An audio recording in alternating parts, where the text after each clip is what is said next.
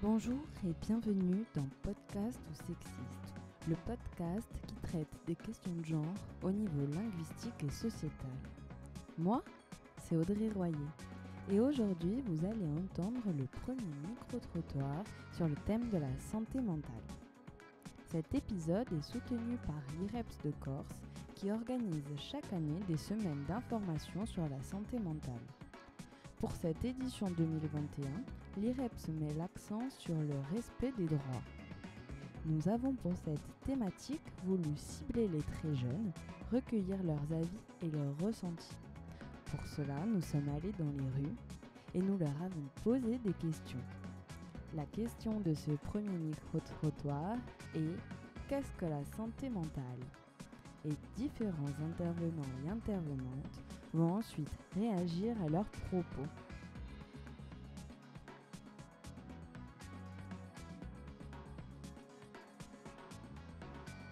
Écoutons-les tout de suite. Oula, alors la santé mentale. Question compliquée. La santé, du coup, qu'est-ce que c'est pour toi? Qu'est-ce que ça évoque?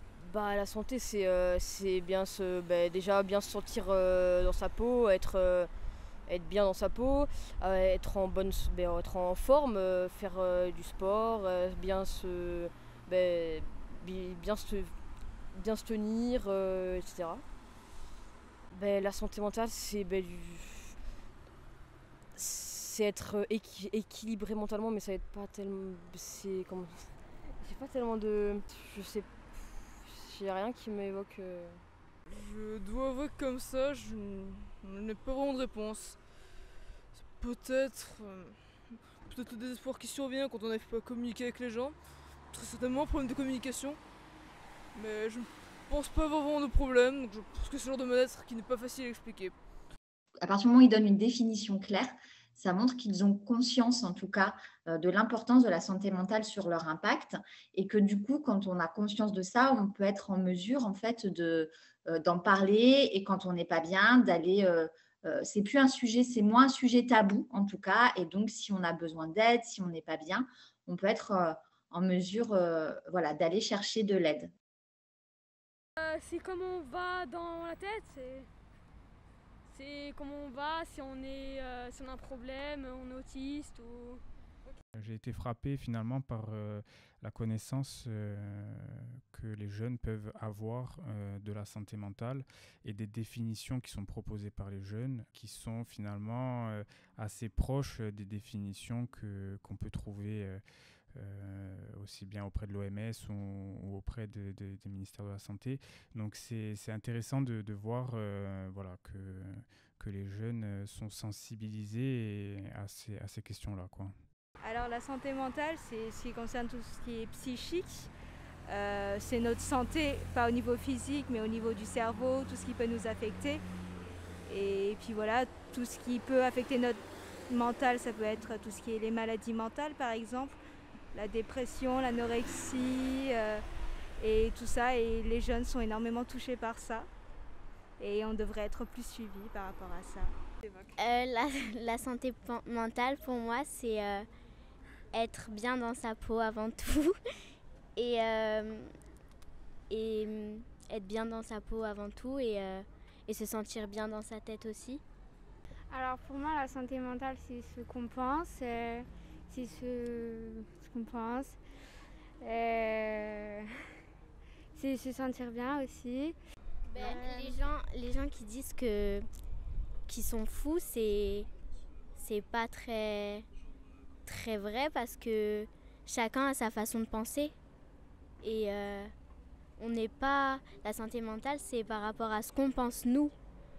Ça nous évoque la folie, mais il y a un truc où on n'est pas d'accord. Et j'ai trouvé l'intervention de cette jeune super pertinente. Elle dit on a chacun notre façon de penser. On est libre, tu sais, comme une espèce de bouffée anti-normative, comme ça, de dire presque anti-folie. La folie n'existe pas. Justement, la santé mentale, c'est de casser cette image-là de la folie et de faire rentrer un peu tout le monde dedans. On a tous le droit d'avoir à un moment donné nos fonctionnements défaillants c'est pas pour autant qu'on est fou, quoi. Chacun pense ce qu'il veut, on n'est pas obligé de penser tout le temps la même chose.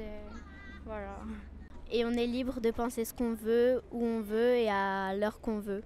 Si ça nous chante, on peut penser à chanter, à danser, etc. En fait, elles ont toutes répondu à la question, donc il n'y a pas trop de trucs à dire. Il faut être libre dans sa peau et puis faut être libre. Je sais pas, mais faut se sentir bien. C'est d'être bien dans sa peau et d'être bien, il faut être bien en soi, quoi. En tant que juriste, il y a bien sûr un mot qui revient souvent, c'est le mot libre, liberté. Je vois qu'il n'y a pas trop de lien avec finalement les droits, c'est-à-dire une atteinte aux droits pour eux, sauf cette privation de liberté, mais qu'ils expriment comme un ressenti, mais pas comme effectivement une qualification en disant mais est-ce que c'est normal qu'on ait perdu nos libertés, etc. D'après moi, la santé mentale est se sentir bien en soi, avoir confiance en soi et toujours être bien dans sa peau. Alors, qu'est-ce que la santé mentale?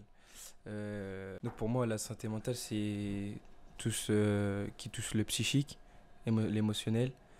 Donc l'émotion de la personne, comment la personne elle va réfléchir, comment la personne elle va s'adapter selon les situations, d'un point de vue mental. C'est en fait, comment ça s'appelle? C'est l'état dans lequel la personne elle est psychologiquement en fait. Donc si elle est bien, elle est en bonne santé mentale et après il peut y avoir des troubles psychologiques, plein de trucs dans ce genre. La santé mentale, finalement, il la rapproche beaucoup à la liberté, d'expression, d'être libre, de se sentir libre. Et on peut tout à fait faire le rapprochement avec la thématique de cette année des semaines d'information santé mentale, qui est l'accès au droit. Et un des droits fondamentaux est l'accès à la liberté et à la liberté d'expression. Et ce qui est intéressant aussi, c'est que ces podcasts, finalement, leur donnent accès à cette liberté d'expression.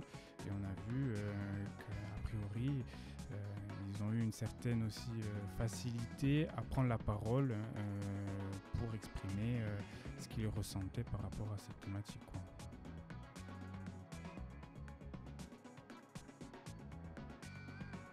Merci d'avoir écouté ce premier micro-trottoir sur la santé mentale.